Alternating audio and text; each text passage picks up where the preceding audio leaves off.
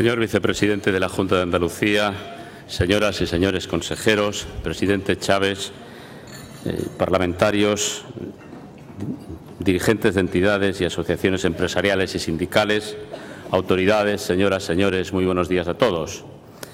En nombre de Nueva Economía Forum me complace darles la bienvenida y agradecer que nos acompañen en esta nueva edición del Fórum Europa Tribuna Andalucía, que como siempre organizamos con la colaboración y el patrocinio de Cajasol La Caixa. Hoy tenemos un formato para los habituales a estas sesiones un poco distinto del que acostumbramos, y es que en lugar de un ponente contamos con la fortuna de tener entre nosotros a 3 ponentes y nada menos que a un ponente empresarial y a 2 ponentes sindicales. El ponente empresarial, ustedes le conocen perfectamente, es don Santiago Herrero de la COE, y los ponentes sindicales les conocerán igualmente don Francisco Carbonero de Comisiones Obreras y don Manuel Pastrana de Unión General de Trabajadores. Ellos nos van a dar su visión y supongo que a contrastar algunas posturas, posiciones y criterios sobre el momento actual del país y de la situación socioeconómica que vivimos. El formato que vamos a seguir es que ellos van a hacer una introducción, cada uno de ellos sucesiva, y luego daremos paso al coloquio, que como siempre ya saben ustedes pueden dirigirles sus preguntas a través de los cartones que tienen encima de sus mesas.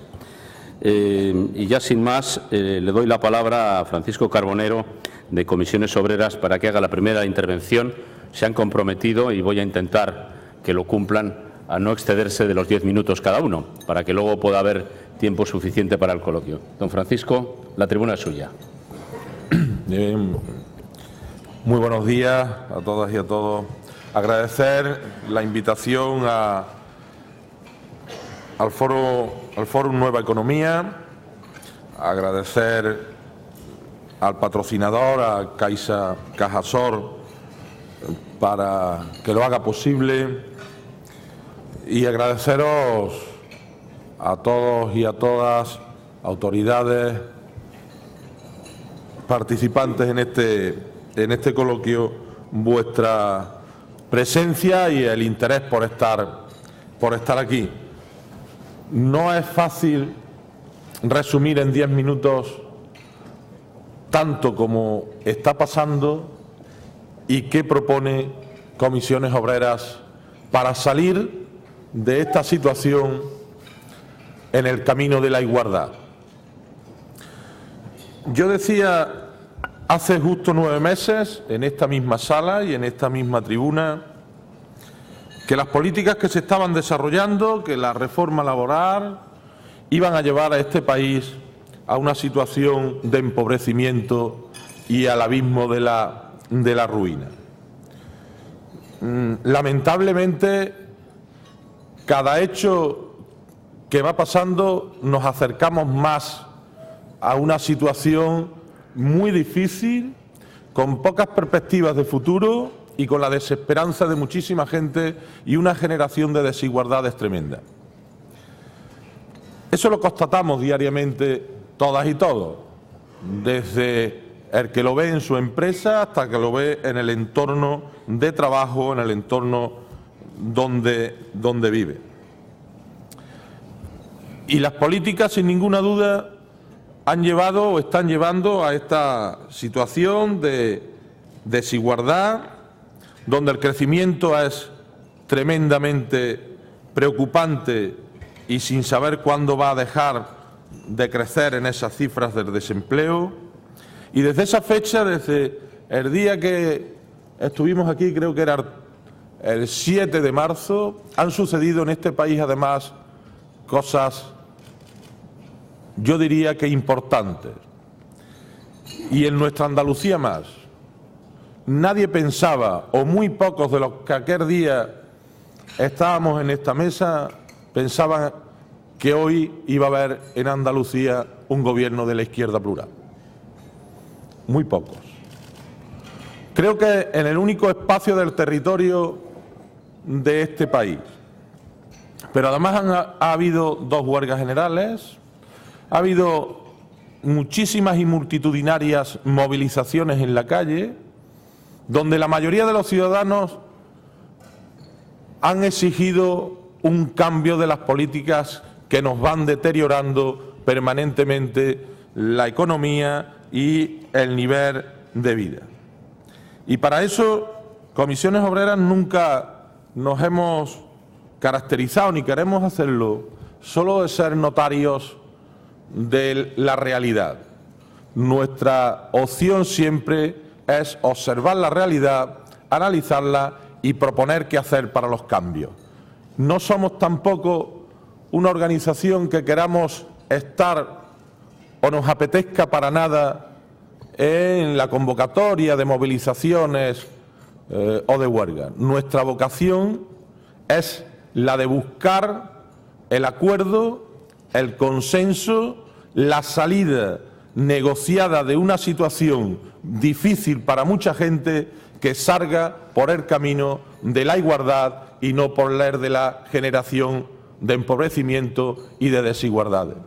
Y solo cuando existe la ausencia de esto es cuando se da la contestación social.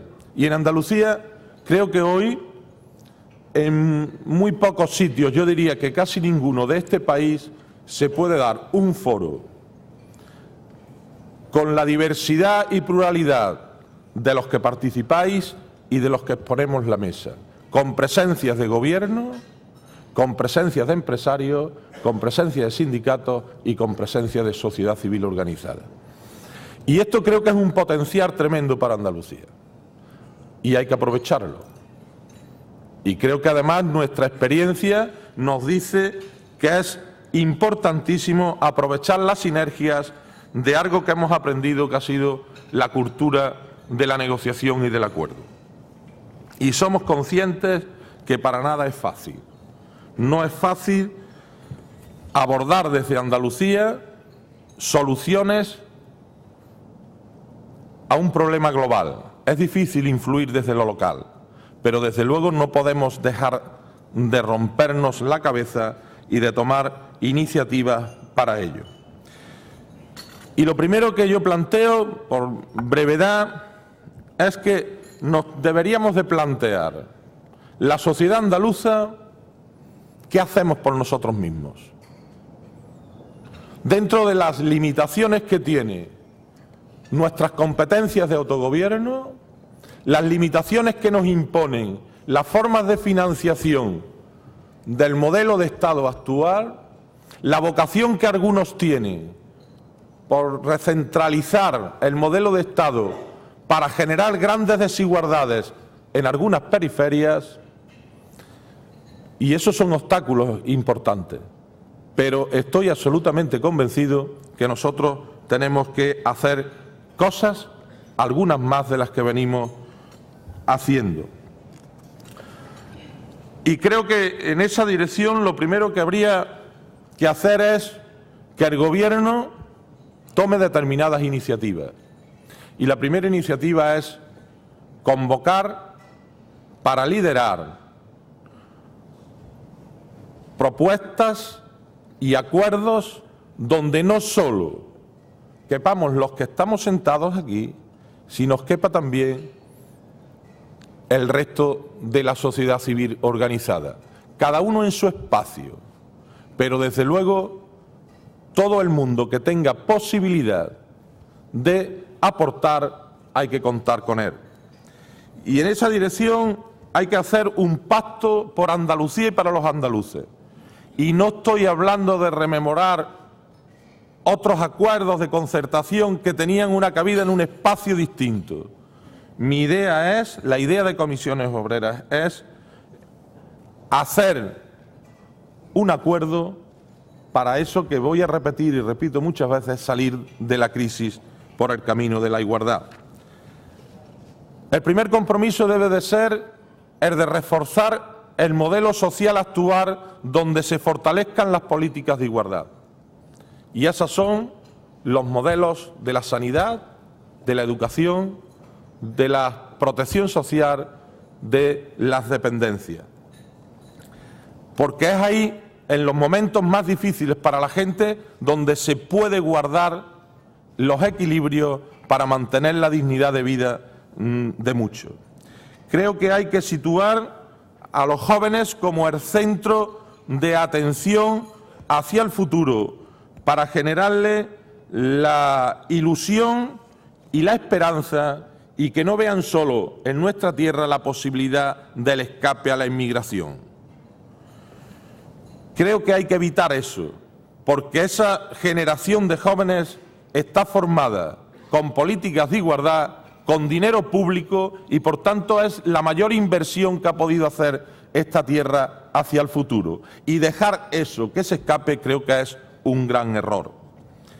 Es preciso reforzar la igualdad de oportunidades en la cohesión entre las personas y, desde luego, también entre los territorios. Medidas que eviten la exclusión social, y estoy hablando de paliar la situación a través de mecanismos de los subsidios o de las aportaciones al salario social. Combatir tremendamente el fraude fiscal y la economía sumergida. Esto genera un empobrecimiento de nuestra tierra y además genera y está generando un camino que será difícil situarlo en la senda del crecimiento, porque está generando infinidad de competencia desleal entre las empresas y, por tanto, arruinando también muchas de ellas.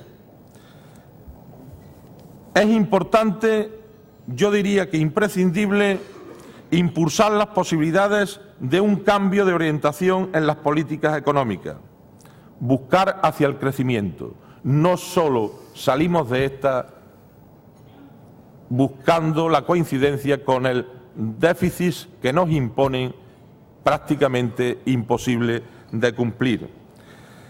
Y no hay que inventar grandes cosas.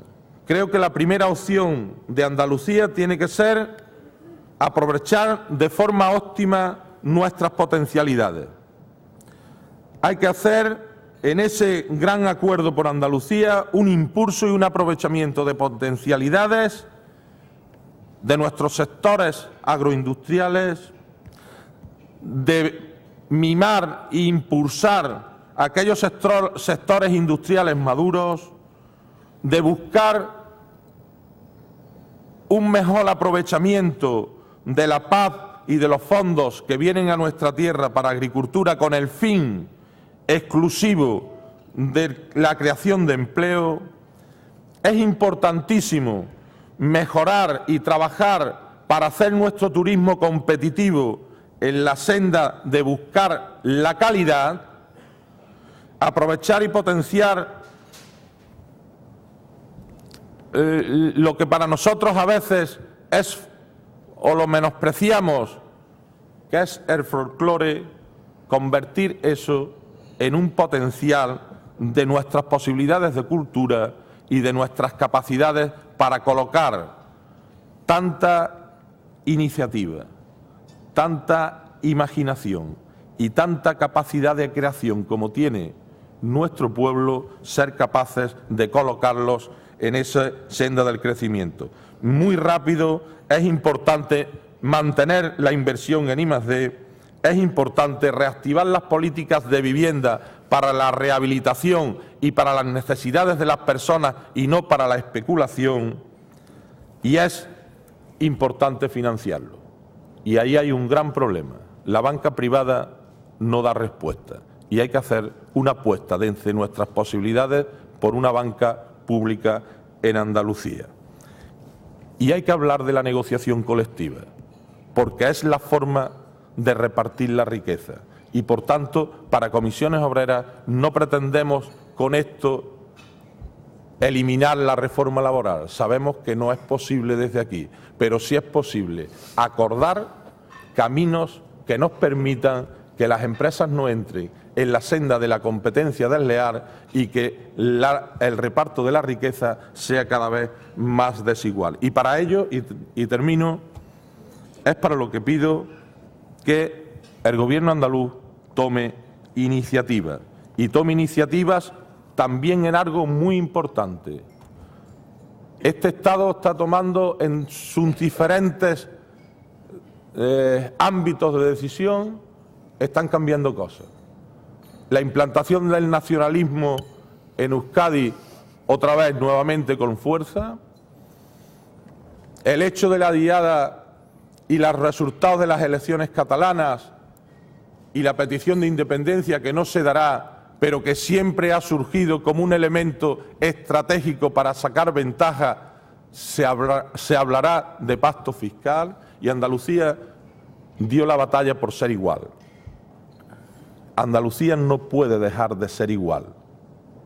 Y hoy, como estamos en vísperas del 4 de diciembre, creo que es una buena oportunidad para que también desde las instituciones, desde la institución del Gobierno, convoque también a defender a Andalucía.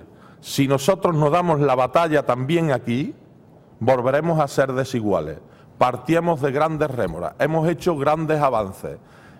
El autogobierno ha sido imprescindible para eso. Defendamos el estatuto, lo hicimos el 4 de diciembre, lo tenemos que hacer también ahora el 28 de febrero. Muchas gracias.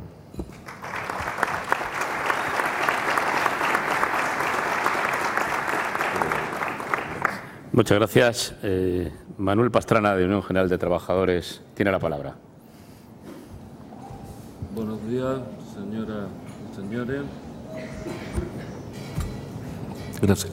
Buenos días, señoras y señores, amigos y amigas.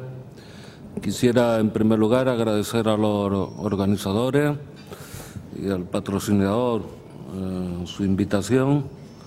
Por segunda vez nos brinda la oportunidad a esta mesa de poder trasladarle nuestras impresiones de nuestras organizaciones ante la situación económica y social actual, y creo que es especialmente digno de agradecimiento y de mención porque en lo que respecta al menos a los sindicatos en este momento no es fácil en otros ámbitos que se facilite nuestra intervención y que podamos trasladar en este caso personas de tanta relevancia política, social, sindical, empresarial, que es lo que consideramos que habría que hacerse, por dónde deberíamos caminar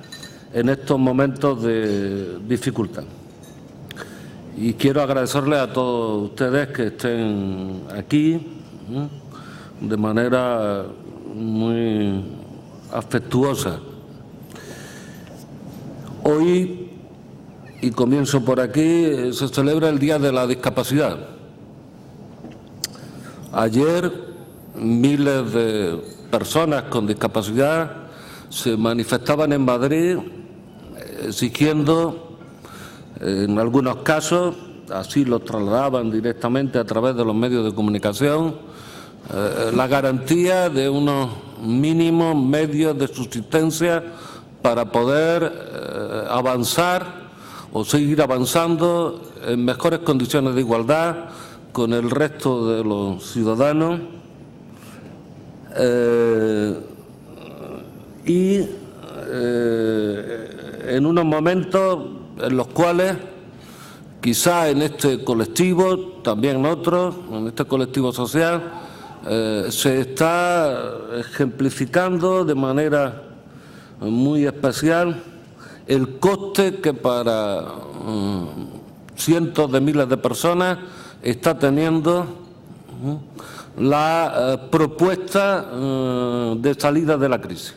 El camino escogido por Europa, por España, como salida de la crisis. Al colectivo de la discapacidad pues, hay que sumar muchos otros, empezando lógicamente por los millones de parados que en España y en Andalucía sufren directamente la plaga del desempleo. Dentro de pocos días vamos a celebrar el día 6, el Día de la Constitución Española, que consagra, como todos ustedes conocen perfectamente, a España como un Estado social y democrático de derecho. Y los constituyentes y quienes en su día votamos a favor de la aprobación de la Constitución, creo que tuvimos muy presente ese modelo que ya en principio define nuestra Constitución como Estado social y democrático de derecho. Vivimos tiempos de terrible dificultad que se distribuye como la riqueza cuando en momentos de bonanza de manera desigual. Como ponía de ejemplo con el colectivo de personas con discapacidad, la dificultad de índole económico se está trasladando a distintos colectivos sociales de manera desigual y creando, como ya mi amigo Paco planteaba, auténticas situaciones de necesidad vital para cada vez un mayor número de personas, que en función de las dificultades de partida, pues sufren con mayor crudeza la crisis. Porque se ha escogido un modelo de salida de la crisis, una fórmula para la salida de la crisis que avanza en la desigualdad, que profundiza en la desigualdad, que no reparte de manera equitativa lo que podríamos denominar costes de la crisis. De hecho, ayer, en un medio de comunicación, se planteaba ya la suma de dinero que España, el Gobierno español, de una u otra forma ha avalado a base de inyecciones, de deuda y de avales, ha aportado a la banca hasta este momento. Y hablamos ya de 216.000 millones de euros, o hablaba el medio de comunicación de 216.000 millones de euros, un 21% del PIB. Por contra, la política de austeridad, la que nosotros percibimos como una política de recorte fundamentalmente del gasto social, pero también de otro tipo de gastos, de otro tipo de partidas presupuestarias como la inversión, con su relación directa con la creación o no de empleo, se reduce progresivamente. A estas alturas de la crisis, y prácticamente si tenemos en cuenta que la crisis empezó a ponerse de manifiesto en el segundo semestre de 2007, estamos ya en el quinto año de crisis, casi parece haberse olvidado que hay unos responsables detrás de esta situación, una estrategia económica, un paradigma económico basado en el descontrol de las finanzas a nivel mundial, de los sistemas financieros a nivel mundial, amparado en esa globalización económica, sin que exista un nuevo modelo económico, un nuevo paradigma económico mundial, y que desemboca y nos lleva hasta la situación actual. Porque da la impresión en algún sector, o por lo menos del lenguaje político en nuestro país, que la crisis comenzó en España, que comenzó la legislatura anterior y que estamos en esta situación por una sucesión de errores cometidos por el Gobierno anterior, que sin duda los cometió, y graves a nuestro entender, vistas las consecuencias, pero que en absoluto puede convertírsele en el artífice de la crisis. Se ha instalado además un discurso determinista por el cual parece que la única salida posible a la situación de la crisis es la que se ha puesto en marcha. La priorización de la política de austeridad, del control del déficit, por encima de cualquier otra opción, de cualquier otra alternativa y, desde luego, de cualquier otra necesidad. En este contexto parece difícil hablar de salida de la crisis en Andalucía sin cambio en la política económica europea y sin cambio en la política económica nacional. De tal manera que, desde nuestro punto de vista, es necesario que Europa se replantee. Bien es cierto que a lo largo de la crisis la Unión Europea está dejando mucho que desear, generando no poco desapego o más desapego del que ya existía en relación a la propia Unión entre los ciudadanos, pero sería necesario un replanteamiento de la política económica europea y un replanteamiento de la política económica española.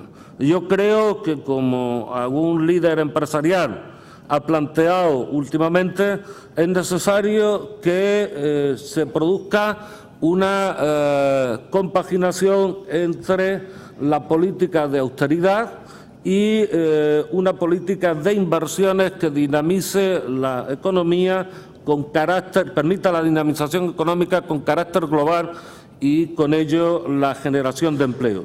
No podemos plantearle al 1,5 millones de andaluces que están en paro o a los casi 6 millones de españoles en paro que esperen a que probablemente, según el Gobierno, a final de 2014, y es una probabilidad bastante incierta, comience a recuperarse la economía y a lo largo de una década, de 2 décadas, se genere el empleo suficiente. Es necesario, desde nuestro punto de vista, que en este caso el Gobierno español, el Gobierno de la comunidad autónoma, enfoque un planteamiento de exigencia de un cambio en la política económica, un plan económico específico de incentivación de la economía y del empleo. Y en relación directa con nuestra comunidad autónoma, creemos que el Gobierno debe agarrarse con uñas y dientes al modelo social, el modelo económico y el modelo social que plasmamos en el Estatuto de Autonomía en su última reforma. Define un marco económico y un marco social para nuestra comunidad que debe ser la guía de cabecera de las actuaciones del Gobierno. Fue un estatuto en su día apoyado por las 3 fuerzas políticas con representación parlamentaria y, por lo tanto, debería ser el eje sobre el que se conviniera acuerdo entre las fuerzas políticas y las organizaciones económicas y sociales que permitiesen en un pacto, en un nuevo pacto por la economía y el empleo de Andalucía, ayudar a salir de la situación. Los andaluces debemos concitar en este momento todos los esfuerzos de diálogo y de consenso y de trabajo conjunto en colaboración para impulsar todos los reductos posibles de crecimiento económico y de empleo. Es evidente que solo vamos a tener enormes dificultades, que si no se produce el cambio de política económica que planteaba, será muy difícil salir de la situación. Pero, en cualquier caso, el esfuerzo conjunto permitirá facilitar una salida diferente, una salida alternativa de la crisis.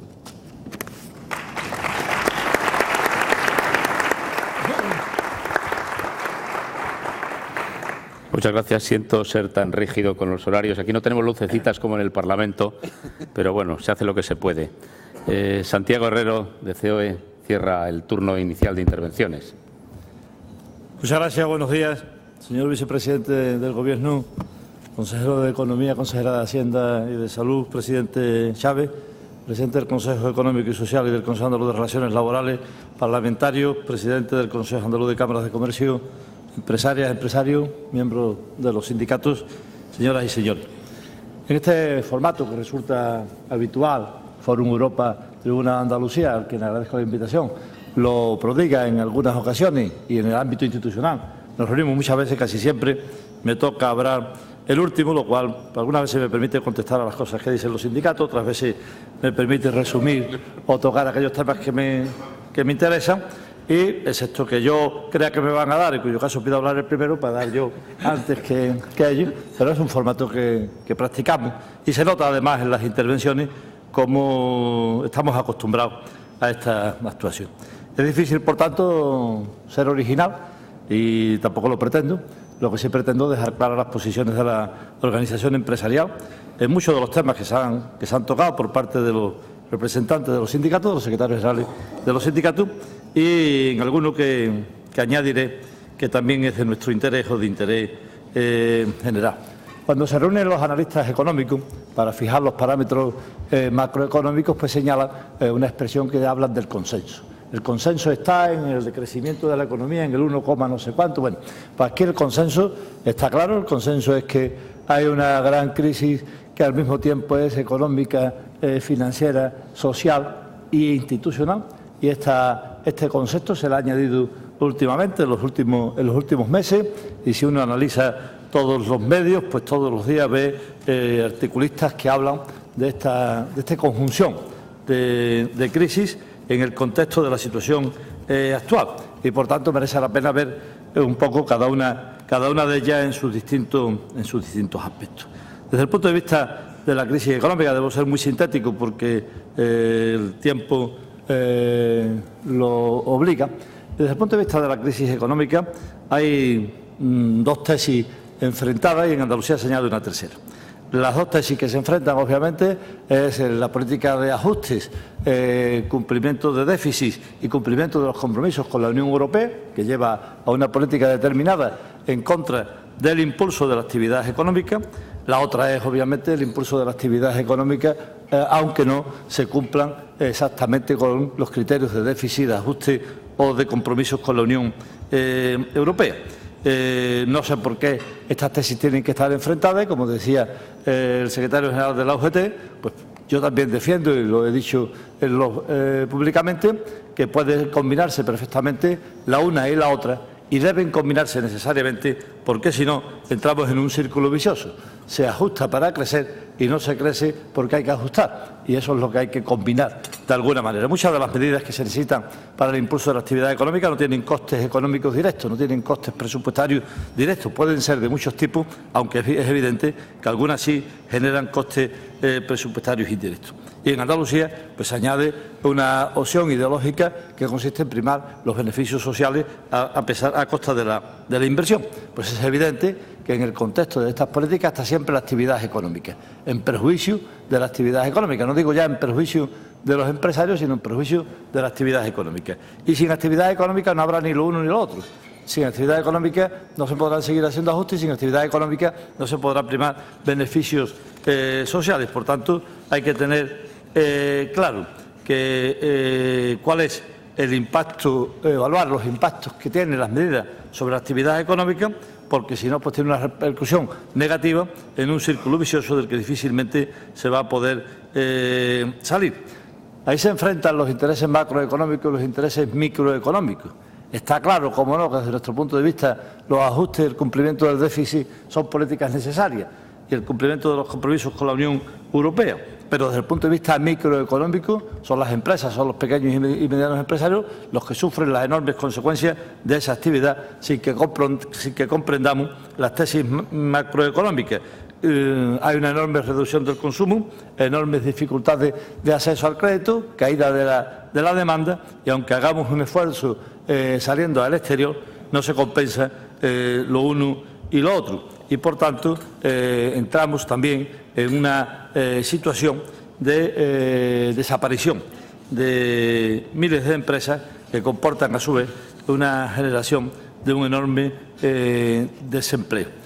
Por tanto, nosotros percibimos de manera negativa que esa falta de impulso a la actividad empresarial pues supone, en definitiva, una situación de desánimo, de falta de confianza y de perspectivas de optimismo con respecto a la salida de la crisis. Las políticas del área económica quedan desplazadas en uno y otra tesis, y se añaden a esa falta de política de impulso del área económica, pues otras situaciones como la elevada morosidad de las administraciones públicas con respecto a sus proveedores y algo que me parece esencial, lo he dicho muchas veces, la certeza económica. ¿Qué puede hacer un inversor con arreglo a qué norma y por cuánto tiempo? Y eso, si últimamente vemos el decreto de protección del litoral, pues evidentemente cuántas veces hemos cambiado las normas urbanísticas en Andalucía, por qué poco tiempo las hemos mantenido y qué difícil resulta para un inversor, en función de esos criterios, pues llevar a cabo decisiones de inversión.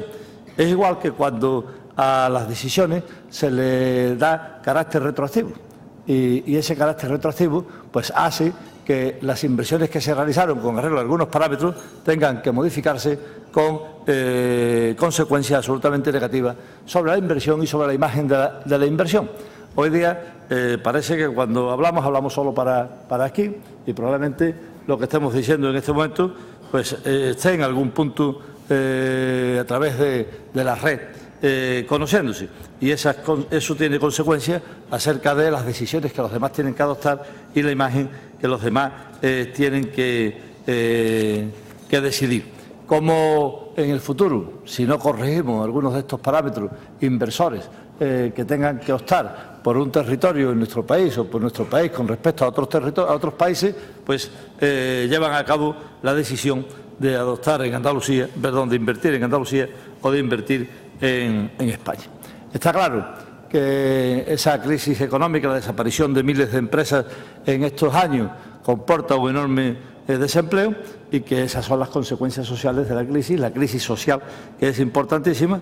Hay un drama humano y familiar impresionante en el desempleo y no solo constituye un drama humano y familiar, sino que además afecta muy directamente a la capacidad presupuestaria del Estado, en tanto en cuanto la disminución de renta supone una disminución de ingresos y además se produce un incremento del gasto social como consecuencia de ese desempleo. Está claro que también la actividad económica es la única solución de ese desempleo. Casi todos los que hablan de los objetivos plantean como en primer lugar la lucha contra el desempleo y en primer lugar se debe plantear el incremento de la actividad económica, porque si no hay incremento de la actividad económica es imposible luchar contra el desempleo.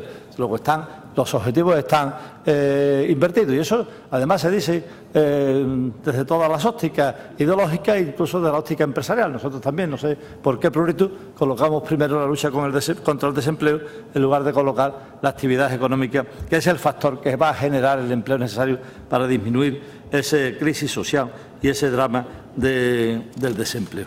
En esa crisis social se producen otra serie de circunstancias que vemos todos los días en los medios con gran repercusión y que hay que tenerlas en cuenta desde el punto de vista de su impacto personal, situaciones muy dolorosas, situaciones dramáticas desde el punto de vista personal y familiar, pero también hay que tenerlas en cuenta desde el punto de vista cuantitativo.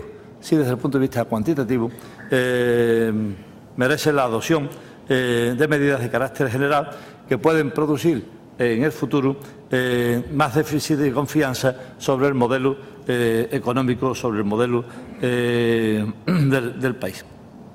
La crisis financiera.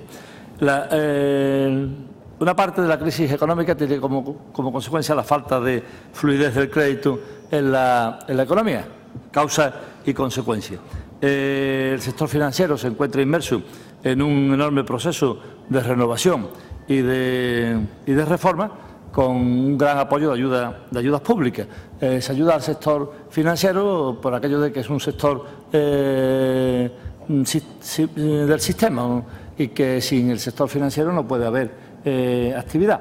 Bueno, pues muchos otros sectores también son sistémicos y merecerían de un apoyo de ayudas públicas para la solución de sus problemas.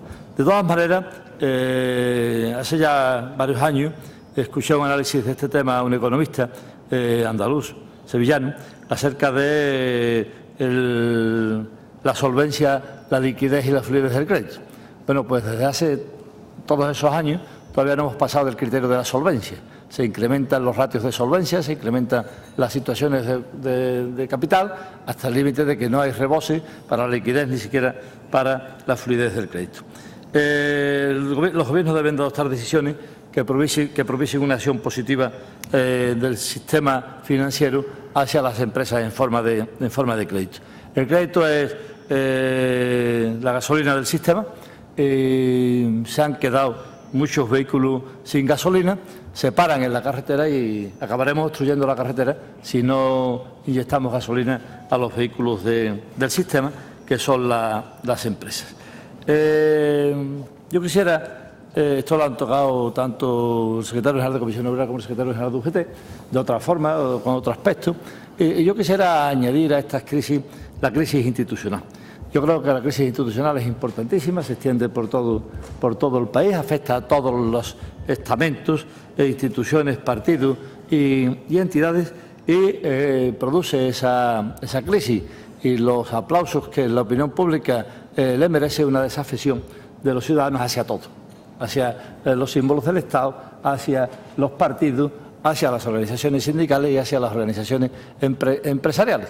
Y esto pues es muy aplaudido en estos momentos y nadie repara en las consecuencias que esto puede tener y la gracia de este aplauso puede significar en el futuro.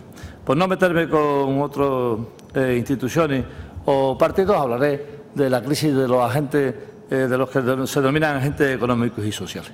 Estamos fuera de tiempo, señor Herrero. Muy bien. Pues la tesis liberal es que entre el Estado y la sociedad sobran intermediarios porque encarecen los costes transaccionales y en esos intermediarios pues estamos los agentes económicos y sociales y se va a perder el modelo, si se sigue en ese camino, se va a perder el modelo representativo y supone que la representación la harán aquellos que estén económica o ideológicamente más cerca del gobierno de turno y eso produce una quiebra del sistema. Por tanto, tengamos en cuenta que la sustitución de lo que nosotros representamos no será por otros que sean más serios, más formales o menos demagógicos que nosotros, sino por la anarquía o por la virtualidad, como se está viendo en muchos escenarios. ¿No? Y desde dentro de mi organización en concreto hay gente que aplaude estas cosas porque creen que así pues van a producirle un daño a los sindicatos o una desaparición de un instrumento intermedio como es la organización. Me queda simplemente tratar la crisis territorial. Hay que defender a Andalucía, lo decía Paco. ¿Por qué? Porque la virulencia de los otros planteamientos hace que los que hemos defendido siempre, el modelo nacional, la cohesión territorial y la solidaridad entre todos los españoles, pues estemos en estos momentos en disminución con respecto a aquellos que defienden unas identidades que les producen unos beneficios distintos. Los que representamos Andalucía en organizaciones nacionales probablemente o no ocupamos el espacio que corresponde al poder que supone Andalucía o si lo ocupamos no defendemos el interés andaluz sino los intereses globales y nacionales y eso lleva a que estemos en déficit con respecto a los demás. Por tanto, envolvámonos en la bandera nacional, envolvámonos los intereses de Andalucía y defendemos esos criterios frente a los que entienden que su identidad es prevalente sobre los intereses de los demás. Muchas gracias.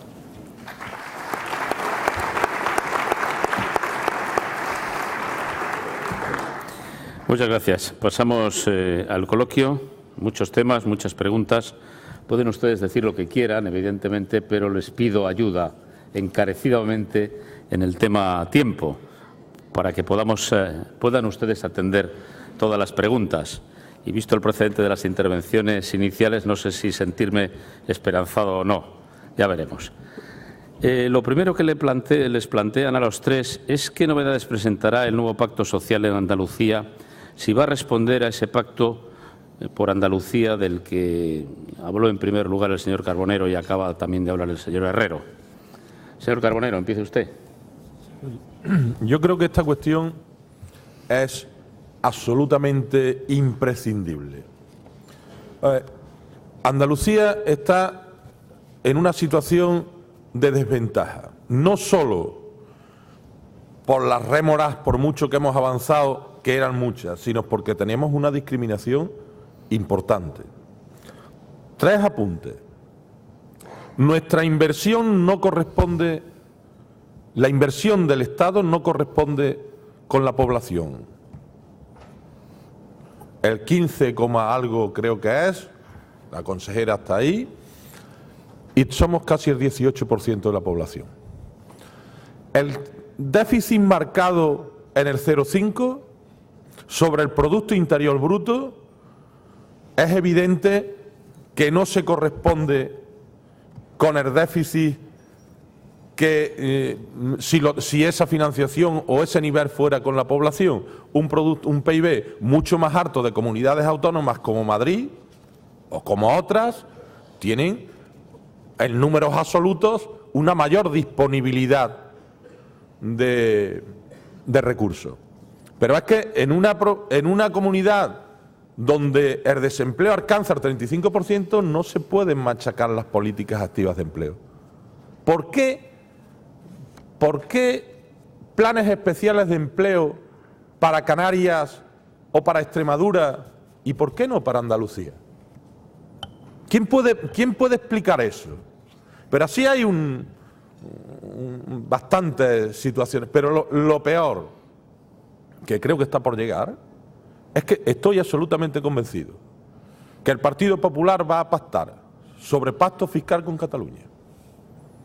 Y eso nos situaría a nosotros tremendamente desiguales y nos marcaría en el futuro inmediato y para tiempo en inferioridad de condiciones para salir de esta situación. Por tanto, creo que sobre esta cuestión, sin coger el nacionalismo como solución, pero sí defender el Estatuto de Andalucía y los derechos que nos da dentro del marco de modelo de Estado, tiene que ser una bandera de esta comunidad autónoma. Y creo que sin eso, y por eso instaba al Gobierno que lidere esta situación, y yo sé que esto es difícil cuando no se tiene la caja, porque la siguiente es que el FLAC, que yo digo algunas veces que es el Fondo de Liquidación Autonómica, es la fórmula de amordazar cualquier posibilidad de hacer las cosas de forma distinta y diferente.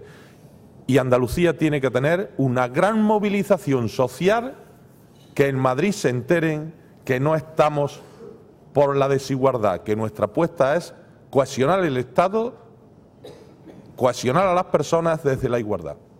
Señor Herrero.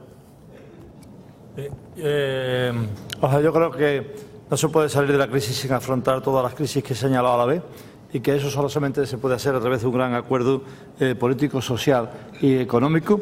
Luego es la mejor forma de salir a través de un gran acuerdo. Un acuerdo en el que no haya líneas rojas, un acuerdo en el que no haya barreras insalvables, un acuerdo en el que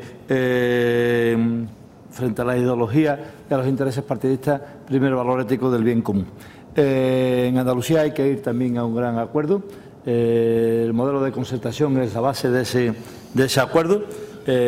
Yo planteé antes del verano que se añadiera a ese acuerdo los partidos políticos del arco parlamentario. El presidente de la Junta de Andalucía ha llamado eso el Pacto por Andalucía. Entrarán también en algunos de los aspectos, en algunos de los puntos, otros intereses sociales y hay que negociar por encima de todas esas circunstancias. Yo escucho algunas veces cosas con respecto al acuerdo de Andalucía que me llevaría a no sentarme, pero evidentemente si pongo esas condiciones no hubiéramos firmado 7 acuerdos de concertación en Andalucía. También quiero señalar que en Andalucía, como no ha habido alternancia política, estos acuerdos de concertación tienen un valor deteriorado porque se consideran, al menos a mí se me atribuye, pues un apoyo al gobierno de turno. Cuando se hace en Madrid es un gran acontecimiento sociopolítico que habla muy bien de los que lo firman. Bueno, pues dejemos todas esas tonterías y tengamos en cuenta el valor de lo que significa acordar entre los sindicatos, los empresarios, los partidos políticos o el gobierno. No se ha valorado suficientemente o no han querido valorar suficientemente la concertación en Andalucía. Nosotros evidentemente estamos abiertos a un gran pacto en Andalucía. Hemos sido impulsor de ello y nos sentaremos evidentemente y pedimos a todo el mundo que no haya líneas rojas sobre esos pactos. Señor Pastrana. Bueno, nosotros desde UGT pensamos que el nuevo pacto, el que será el nuevo pacto de Andalucía, tiene que tener diferencias por una parte y semejanza en otros aspectos con los anteriores acuerdos de concertación. En este caso, creemos que, a diferencia del último pacto, debería ser, en cuanto a contenido, lo más esquemático posible, priorizando un conjunto de medidas, de pocas medidas, pero de gran calado relacionados con la incentivación económica, la generación de empleo como prioridad y el mantenimiento, la preservación del modelo social definido en el Estatuto. Debe contemplar al mismo tiempo un acuerdo, en este caso entre empresarios, sindicatos y el propio Gobierno, que genere un marco para el desarrollo de la negociación colectiva, para la regulación de las relaciones laborales en el ámbito de las empresas andaluzas, desde la perspectiva del diálogo y de la fórmula y como fórmula para posibilitar el mantenimiento y el avance de las propias empresas, que en este caso para las organizaciones sindicales es tan prioritario como que se mantenga el empleo y se cree nuevo empleo. Y creo además que este pacto tiene que concitar el apoyo de la mayor masa social posible, a través de las organizaciones sociales, organizaciones políticas que pudieran sumarse al mismo. Pero a diferencia de lo que plantea, o matizando lo que plantea Santiago, el presidente de los empresarios, yo creo que tiene que ser un pacto con una orientación muy clara, absolutamente clara, y es la que marca el Estatuto de Autonomía. Y tiene que tener un gen basado en la igualdad de oportunidades para todos los ciudadanos. No podemos hablar de un pacto para salir de la crisis de cualquier manera y a costa de cualquier tipo de servicio, cualquier tipo de necesidad que la gente tenga. Hay ahora dos preguntas específicamente dirigidas al señor Herrero, y las dos se refieren a si estaría a favor o apoyaría la creación de una banca pública.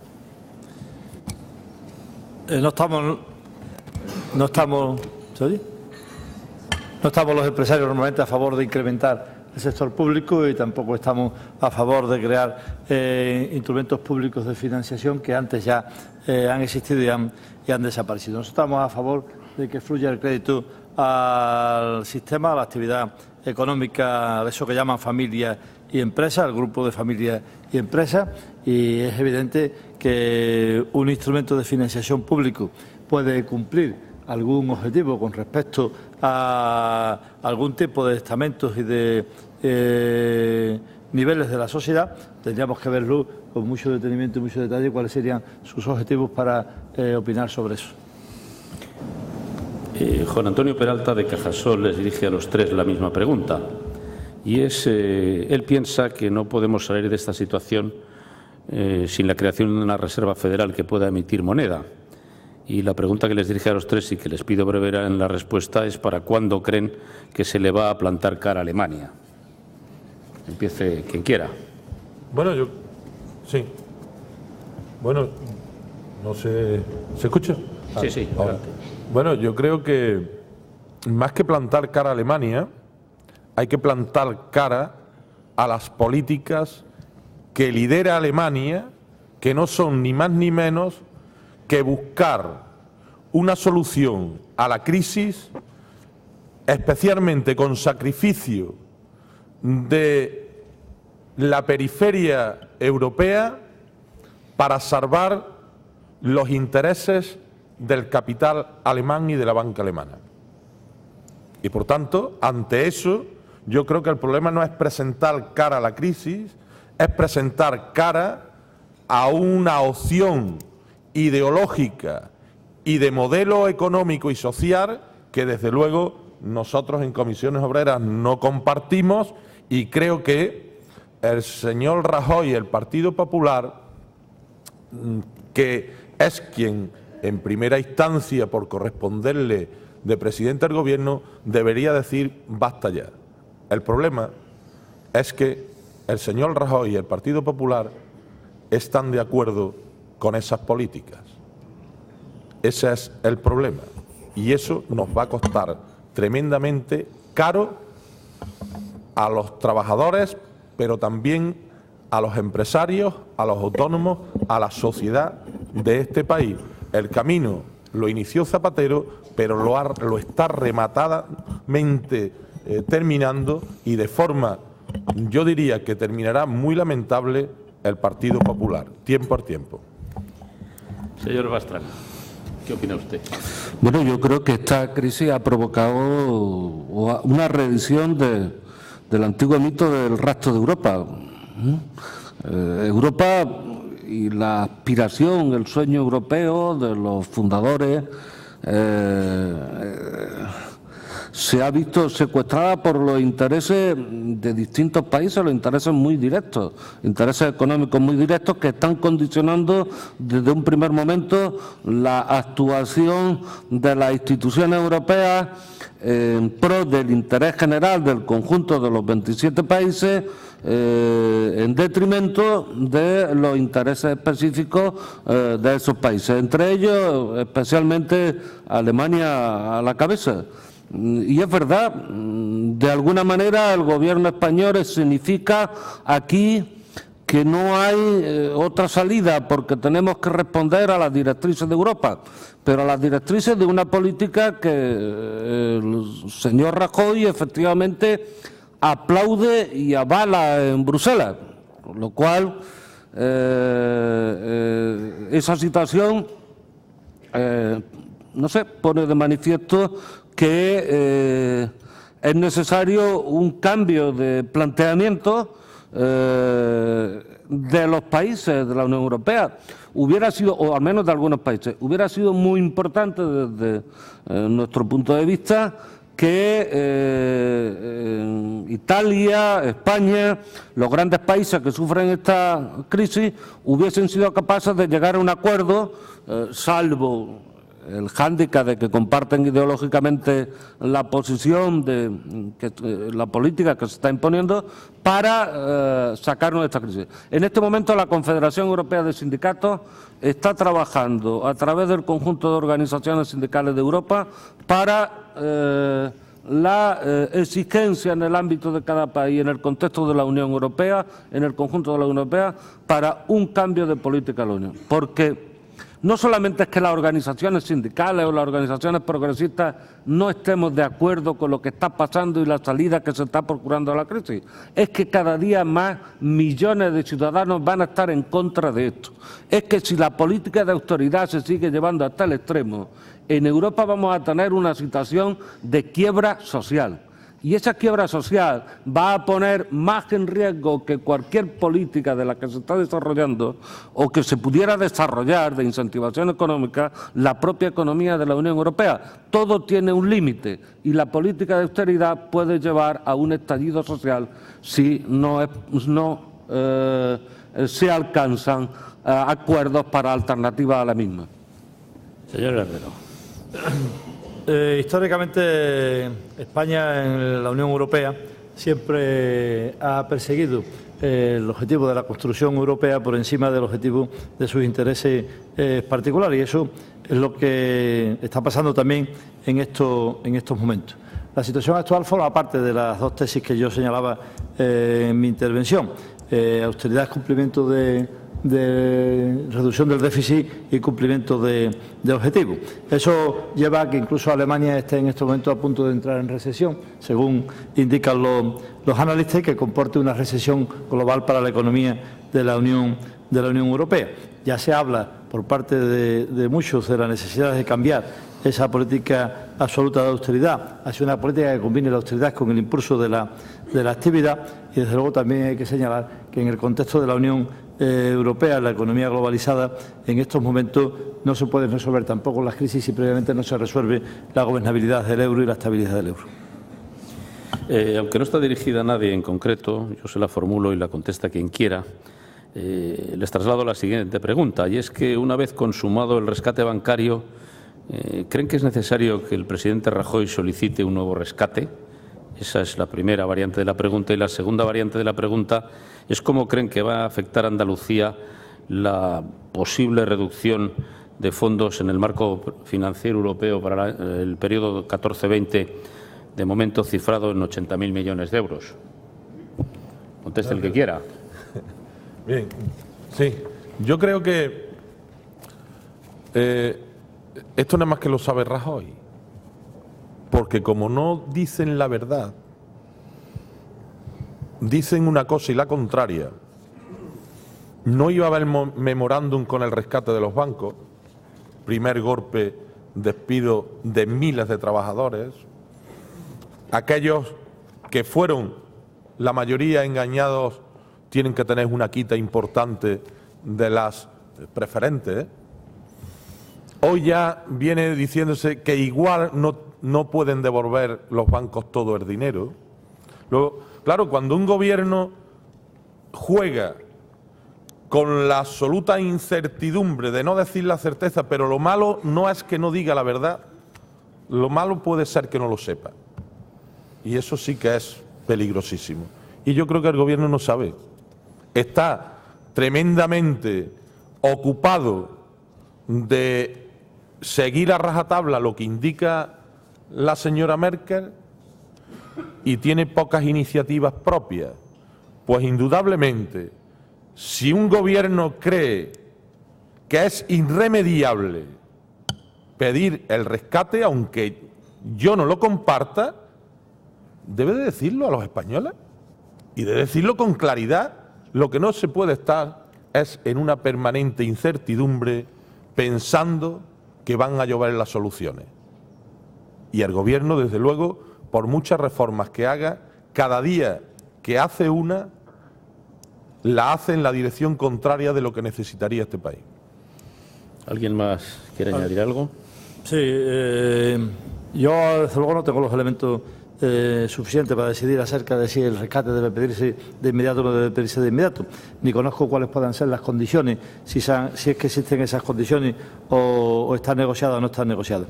Lo que sí tengo claro como parte de la economía es que la economía necesita confianza, que necesita estabilidad, y si las condiciones son aceptables, el solicitar el rescate debería ser un elemento de confianza y estabilidad de la economía que sería bueno para el sistema.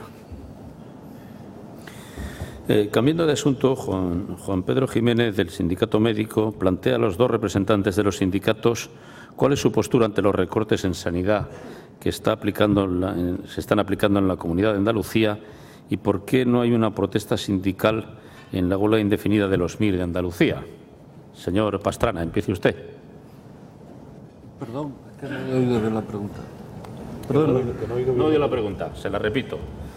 Le preguntan cuál es la postura ante los recortes en sanidad en la Comunidad Autonómica de Andalucía y por qué no hay protesta sindical de sus sindicatos en la huelga indefinida de los MIR. Ante los recortes de la Junta de Andalucía, del Gobierno de la Junta de Andalucía, la posición de la Unión General de Trabajadores ha sido de rechazo total y absoluto. Desde la comprensión de que en este caso los recortes no solamente son una decisión autónoma y libre del Gobierno de la Junta, sino de que vienen impuestos por una política económica de la que venimos hablando durante todo el rato, que tiene como eje y como finalidad la reducción del gasto social. A partir de ahí, que nosotros aceptemos que la Junta de Andalucía con liberalidad ponga de patitas en la calle a los trabajadores, ni hablar del caso.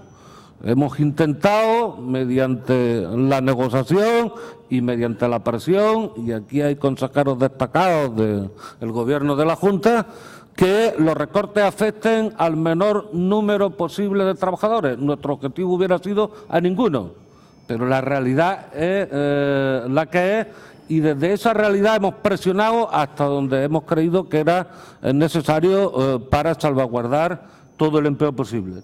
En relación a los recortes que afectan a los derechos, pues mantenemos la polémica con la Junta de Andalucía. Y solamente creo que hemos asumido, entre comillas, el tema desde el punto de vista del compromiso de la temporalidad de los mismos por parte del Gobierno, un compromiso escrito. de temporalidad a lo largo del año 2012-2013 de esos recortes. En cualquier caso, no vamos a aceptar desde UGT que la Junta de Andalucía ponga en marcha una política de destrucción de empleo público, ni en las administraciones ni en el sector público empresarial, a pesar de las presiones del Gobierno en este sentido en relación a algunos sectores, ni vamos a aceptar de ninguna manera que la Junta de Andalucía, donde su responsabilidad sea absoluta, ponga en marcha mecanismos de destrucción y de precarización de servicios públicos. Y si nos tenemos que ver en la calle frente a la puerta de San Telmo, pues nos veremos en la calle frente a la puerta de San Telmo, como tantas otras veces nos hemos visto cuando ha sido necesario. Sí, bueno, yo no voy a justificar permanentemente si le movilizamos o no al Gobierno andaluz. Yo creo que nadie puede decir que se ha puesto más veces, y aprovecho que está aquí el señor Chávez, en la puerta de San Telmo como Comisiones Obreras y UGT para defender los intereses de los trabajadores. Por tanto, nosotros no tenemos complejo de no defender en cada sitio y en cada momento, pero desde luego los recortes, sin evitar la responsabilidad del Gobierno andaluz, vienen marcados por un determinado modelo de política y de deterioro de las comunidades autónomas, de asfixia económica, para mermar las políticas de igualdad que son la sanidad, la educación, para dos direcciones: una, para trasladar negocio al sector privado, y otra, la de la educación especialmente, que no es un problema de ganar dinero, que es un problema de ideología y de modelo educativo. Y por tanto, ante eso, nosotros tenemos una posición clara. Y lo público no solo se defiende desde lo corporativo de las condiciones de trabajo de cada uno de los trabajadores de cada sector, que lo hacemos también absolutamente convencidos y creo que bien con esos trabajadores. La sanidad pública se defiende en la sociedad y, por tanto, nadie más en este país que Comisiones Obreras y UGT ha defendido la sanidad y la educación pública como nosotros, hasta el punto de convocar huelgas generales y manifestaciones con seguimientos multitudinarios, por mucho que algunos medios de comunicación quieran ocultar. Por lo tanto, ningún complejo en esto y desde luego, sí estamos siempre dispuestos, a través de nuestras federaciones sectoriales, a trabajar conjuntamente para mejorar las condiciones de vida y de trabajo de los trabajadores de la sanidad. Tampoco está dirigida a nadie, yo la planteo y que conteste quien quiera. ¿Es coherente por parte de algunas organizaciones sociales criticar y al mismo tiempo aplicar la reforma laboral? Bueno, yo estoy esta mañana... esto es bastante leyenda urbana. Dígase por aquellos medios de comunicación que permanentemente esas líneas editoriales están empeñados en deteriorar el prestigio de la política, el prestigio de las organizaciones empresariales, el prestigio de las organizaciones sindicales. ¿En qué organización, cuándo, quién y de qué manera se ha aplicado la reforma laboral con todos sus avíos? No olvidándose que la legislación es de obligado cumplimiento y, por tanto, en determinados trámites que se quiera hacer para cualquier cosa, habrá que cumplir la legislación. Y eso, para nada, está ni reñido, ni al menos desde Comisiones Obreras, en lo que respecta a mi organización, no hemos aplicado nunca la reforma laboral porque no hemos tomado ninguna decisión de tomarla ni la hemos ejecutado. Por tanto, creo que se alimenta permanentemente esta leyenda urbana de intereses muy particulares de quien quiere desprestigiar lo público y las organizaciones de la sociedad civil. ¿Algo que añadir? No, pues una pregunta para el señor Herrero. Se la dirige Santiago Talaya de Onda Cero. Le pregunta qué le parece el nuevo decreto de la Junta de Andalucía sobre urbanismo en el litoral. Me he pronunciado sobre él cuando he intervenido. supone una modificación de normas urbanísticas que añade una, no diré una incertidumbre, porque es una certeza sobre las situaciones de inversión en materia urbanística, y hay que tener claro de qué puede vivir la economía andaluza. Tenemos que vivir de nuestros factores de competitividad. Uno de nuestros factores de competitividad es más importante es el turismo, y si no permitimos desenvolverse el turismo en aras de otras expectativas que paralizan situaciones hasta que se determinen cuáles puedan ser las decisiones gubernamentales, pues evidentemente estamos paralizando todo un sector y toda una actividad que es la promotora, que achacada de otros problemas en otros subsectores, pues acabará dejando de existir, y con ello una parte de actividad importante de la economía andaluza. Esta pregunta sí va dirigida a los tres y les pido brevedad a ser posible en la respuesta. La dirige José Manuel Castro, del bufete Castro Muñoz, y pregunta por su valoración sobre la reciente amnistía fiscal. Empiece usted, señor Pastrana. Sobre la amnistía fiscal. Amnistía fiscal, sí. Bueno, yo creo que la amnistía fiscal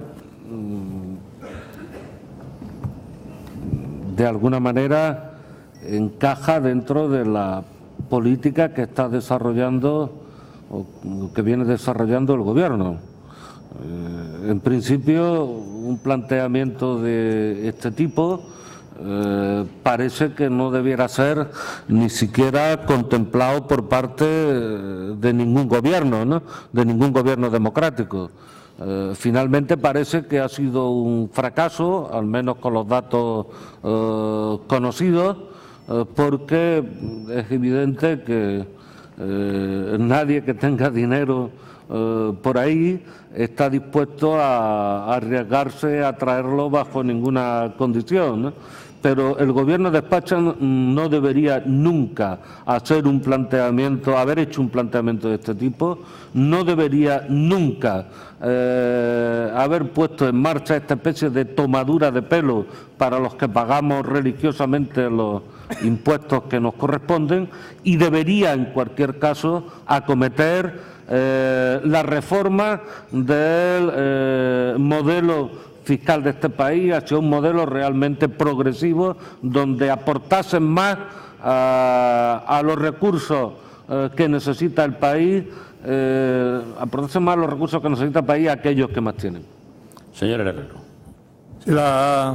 Lo que se denomina como amnistía fiscal es una injusta medida que algunas veces resulta conveniente. Lo han hecho algunos países de la Unión Europea y en alguna ocasión, en estos momentos, en España se defendió la idea de que era conveniente reinyectar en el sistema miles de millones de euros que estaban fuera del mismo. Pero yo creo que se ha hecho mal, se ha hecho con desconfianza para los que tienen que adoptar ese tipo de decisiones, y al final se adopta una medida injusta en un momento probablemente conveniente, pero con unas consecuencias insuficientes para el fin que se perseguía. Sí, bueno, yo como parto de estar absolutamente en contra de este tipo de política, creo que los defraudadores han dejado absolutamente tirado al Partido Popular y al Gobierno. Y es absolutamente evidente que quien tiene dinero fuera no lo va a traer a la incertidumbre de lo que está pasando en este país, y es evidente que lo que ha hecho además es, en vez de traer dinero hacia adentro, no ser capaz de cortar el chorro de dinero que sale y continúa saliendo de nuestro país. Y como no se atajan los grandes problemas de los paraísos fiscales y otros mecanismos de ocultación de dinero, pues no resolvemos el problema, y ese es el verdadero problema. Muy bien, dos temas les voy a trasladar para terminar, también para los tres. El primero, con brevedad, por favor, les diría que mencionaran 2 o 3 sectores productivos a potenciar con carácter prioritario en Andalucía para cambiar el modelo productivo. Señor Herrero. Pues lo he dicho antes, que las economías tienen que desenvolverse en función de sus factores de competitividad. Nuestro factor de competitividad principal es nuestra ubicación. de esa ubicación se desprende que el turismo, la construcción asociada al turismo y el sector agroalimentario son elementos esenciales de nuestra competitividad, y con independencia de los nuevos sectores, que pues nadie sabe cuáles se consolidarán en el futuro, que todos nombramos y todos conocemos, las TIC, la I+D+I, etcétera, etcétera, pues es evidente que si nuestra economía no tiene una parte importante del sector turismo, del sector el sector de la construcción recupera un nivel de participación en el Producto Interior Bruto adecuado a nuestras circunstancias, y el sector agroalimentario no continúa imponiendo sus condiciones en la economía, pues resulta difícilmente soportable una actividad económica en Andalucía. Señor Pastrana. Sí, bueno, yo creo que efectivamente es importante, como Santiago menciona, que los sectores de mayor peso en nuestra economía sigan manteniendo la capacidad y el pulso, incrementándola, diría yo, con nuevas formas de colaboración entre empresas en el sector agroalimentario, también en el sector turístico, innovando permanentemente. Pero creo que es necesario que Andalucía no pierda la posibilidad de atraer, de incorporar y de desarrollar otro tipo de sectores relacionados con lo tecnológico, las nuevas tecnologías. Nuestra economía no puede estar basada solo y exclusivamente en las veleidades del sector turístico, porque es verdad que somos una potencia turística, pero somos una potencia turística siempre condicionada por una serie de circunstancias que condicionan nuestra oferta, e incluso a nivel agroalimentario el desarrollo en los países emergentes está poniendo hoy en grave riesgo nuestra propia capacidad de producción y de productos tan absolutamente genuinos como el aceite, por ejemplo. En definitiva, que hay en torno al modelo productivo una nueva apuesta, una apuesta por nuevos sectores de desarrollo, o difícilmente vamos a poder mantener un crecimiento económico que genere empleo solo y exclusivamente poniendo los pies sobre nuestros dos grandes sectores. 3 sectores, señor Carbonero. Yo creo que el prioritario es una apuesta clara por las energías renovables con 2 objetivos. Uno, la de evitar la dependencia energética, y la de en futuro abaratar los costes energéticos para la competitividad de nuestras empresas. Creo que la industria agroalimentaria tiene márgenes importantes y es un valor seguro como es la alimentación, y ahí tenemos muchísimas posibilidades y muchísima potencialidad. Creo que la siguiente no es un sector, sino proteger la industria, actuar para que no se vaya desmantelando y reforzar aquellos sectores maduros. Y por último y cuarto, trabajar para ganar en calidad el turismo de este país, porque ya no se trata de seguir creciendo mucho, sino de ser competitivos con la calidad y con un turismo que deje más dinero en nuestra tierra. Bien, pues os decía que para terminar había un último tema, y casi les voy a pedir que me contesten, o que contesten con un sí o un no, si es posible. Ustedes, que llegan a acuerdos con frecuencia, han llegado con frecuencia a acuerdos, ¿creen que sus acuerdos necesitan de una vez por todas eso que se llama pactos de Estado entre los grandes partidos para de verdad salir de la crisis?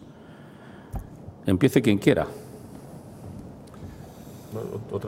De los acuerdos de concertación en Andalucía que se han desarrollado entre los sindicatos, la organización empresarial y el Gobierno, han tenido un ámbito determinado y concreto, y sigue siendo necesario y sigue siendo conveniente.